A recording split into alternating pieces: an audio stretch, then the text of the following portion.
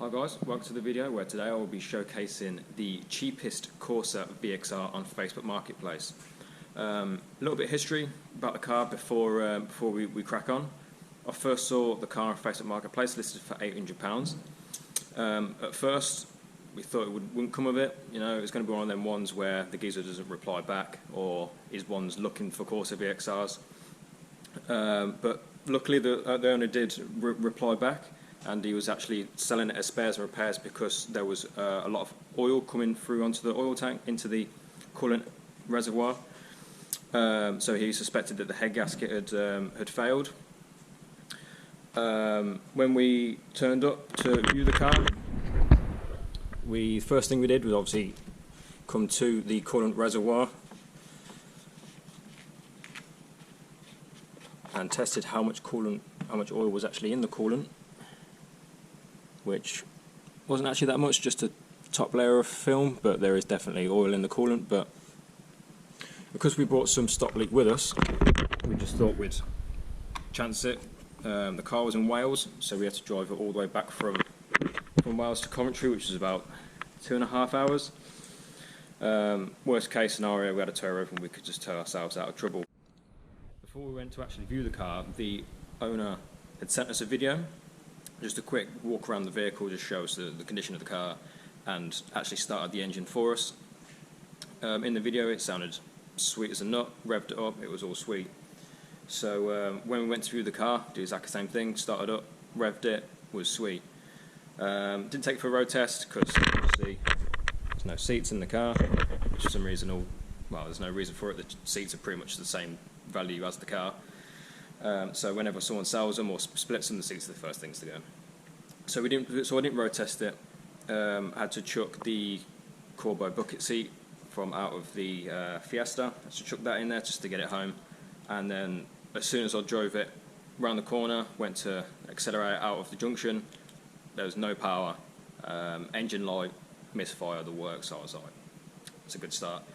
But we digressed, we got it back. And then when we did get it back, it didn't sound too good. So I'll start the car up for you.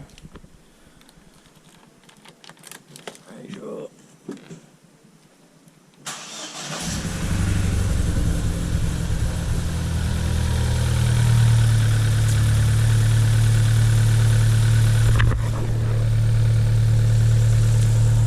Not ideal.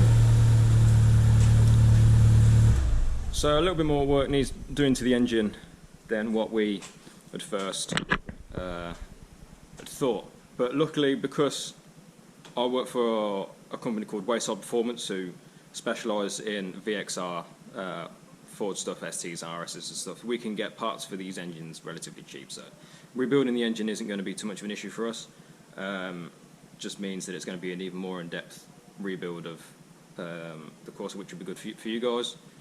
And we'll get some good videos out and show the whole process of dropping the engine out and forge build, pretty much.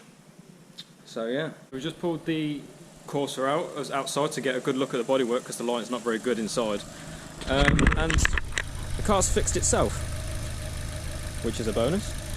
Also, what we noticed as well when it was misfiring is the rev counter didn't work, and now it stopped misfiring, the rev counter works. So whether or not it's some dodgy wiring with the crank sensor, we'll never know until we plug it in. But we'll get on the ramp and we'll see what's what. But happy days. Just going to give you a quick walk around the bodywork. It's not in the best condition. There's a bit of rust on the arches as well forming. Does need all 4 wheels refurbing because they're all battered. So I might either refurb them or try and get hold of the diamond cut ones. This one isn't too bad, a bit of back appeal on there as well. Some rust on the arches. I managed to get in contact with the previous owner, or one of the previous owners, and he said due to the damage from the arches, said it was some kids around his way mistook it for someone else's car and just smashed the hell out of it. So it might be some big reason why some of the stuff is a bit dodgy. Some rust there, some lack of peel on the bumper. Yeah, it just needs a whole tidy up on the whole bodywork really. Creases in this arch, some rust, so I'm going to put 2 front wings on it. Some creases there on the front bumper as well. So pretty much every single panel on the car needs something doing to it. This wing doesn't line up properly either. You think it definitely has been in some form of front end crash because these struts aren't the same colour as well. Usually a telltale sign, but we haven't seen anything structural to indicate anything apart from just cosmetic stuff. But we'll get it on the ramp and see what's what. Okay, so we're back in the unit now, and the car is finally on the ramp. Gives us a much better look at what we can't see when we first bought the car. First things first, we noticed it has had a splitter on in the past. It obviously didn't take the abuse of whatever the previous owner was using it for, and done the big F. We also noticed that there's a lot of moisture underneath the bottom of this. A mixture of oil, gearbox oil, coolant, and surprisingly enough aircon fluid. Noticed that there was a lot of green going on around there, and in fact the compressor has actually exploded, which is pretty common on these, particularly on the dyno. You get a lot of the Corsas in at wayside would just explode on the dyno. Bit of an oil leak there from the oil sensor in the sump, which is small O-ring, wouldn't be particularly difficult to fix. We also noticed there was a lot of coolant-y type residue at the front of the crash bar. Weren't sure again if the radiator was leaking, but it must have done at some point because it's now got a fresh new radiator on it, which is a bonus for us. We have a small oil leak from the front, which I think is coming from the oil filter housing. Doesn't really go much higher than the oil filter itself.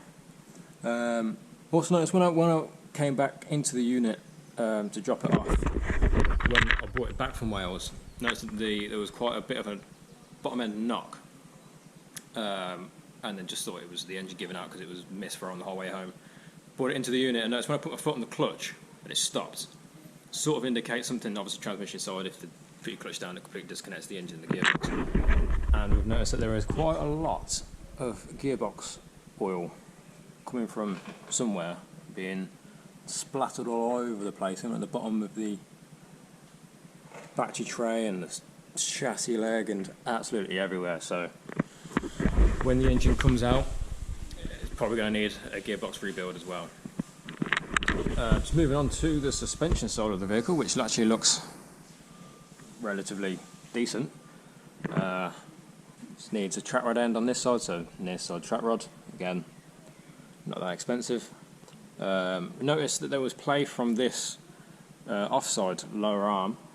It just needs the lower arm ball joint replacing. Let's try and get enough out of it to see that bush is gone. So new lower arm ball joint, which thankfully we can unbolt separately from the lower arm, so again that's going to be cheap as well. Subframe's looking a little bit worse for wear, but just a bit of surface rust. Again, once the engine's out, we'll probably clean that up and spray it up and make it look nice. At the back of the engine, looking pretty dry, apart from obviously the leak from the oil sensor in the sump. It's got some form of either centre box delete or an aftermarket exhaust, but it's not the most engineering perfection exhaust that I've ever seen in my life.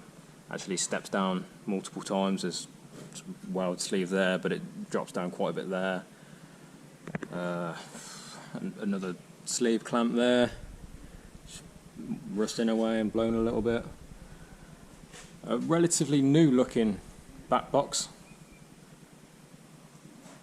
and it's had two new rear brake calipers as well, so they must have been sticking at some point.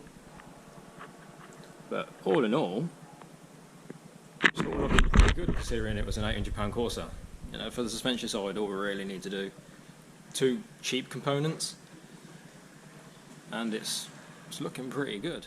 So we're about to do a compression test on the Corsa now, because if anyone knows anything about Corsa VXRs, cylinder 4 goes more often than the headlight bulbs. So just to check that the engine is actually mechanically healthy, we're just about to do a compression test basically. You can put these into compression test mode, but unfortunately we don't have the dongle for Voxcom, so we just have to unplug the connector for the injector so it doesn't fire any fuel into the bores. But we'll see how we get on.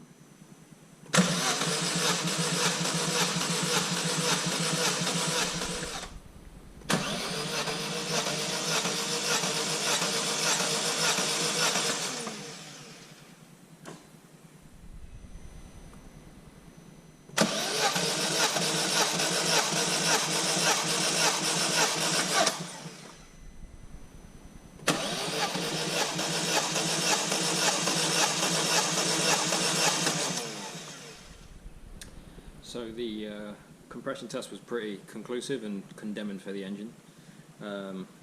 Cylinder 2 was not happy at 110, 115 psi.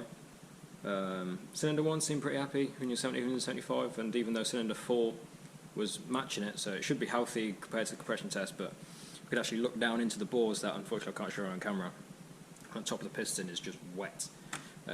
So even though it's at 175, it's the oil that's in the piston, in the bores, could be bumping that compression test up to a healthy 175 psi. So fortunately it looks like the engine is pretty writ off and will need removing and rebuilding, but it's nothing we already knew we were going to do already.